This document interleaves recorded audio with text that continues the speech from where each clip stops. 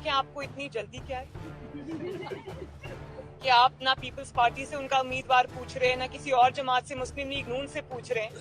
तो जाहिर है जब मुस्लिम लीग नून बैठेगी, शहबाज शरीफ साहब हमारे पार्टी प्रेसिडेंट हैं, और अगर मियां साहब और पार्टी उनको नॉमिनेट करती है तो हम सब उनके पीछे खड़े होंगे बिल्कुल, और सपोर्ट करेंगे उनको इंशाल्लाह।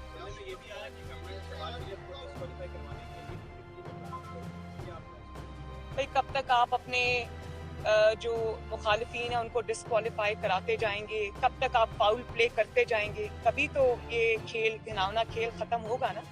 और ये बहुत देर चल नहीं सकता। अगर डिक्टेटरशिप्स खत्म हो सकती हैं तो ये तो अब खत्म होने पे आ रहा है आहिस्ता आहिस्ता। जैसे आप देखेंगे कि हुकूमत के दिन पूरे होते जाते हैं तो उनकी जो इंतकाम पर मबनी सियासत है ये भी कौम के सामने और ज्यादा अच्छे तरीके से आएगी। तो ये हमेशा के लिए नहीं चल सकती, क्योंकि एक इंसान प्लान करता है, एक अल्लाह ताला भी है। पीपल्स पार्टी के अलावा आपके पास कोई और सवाल है?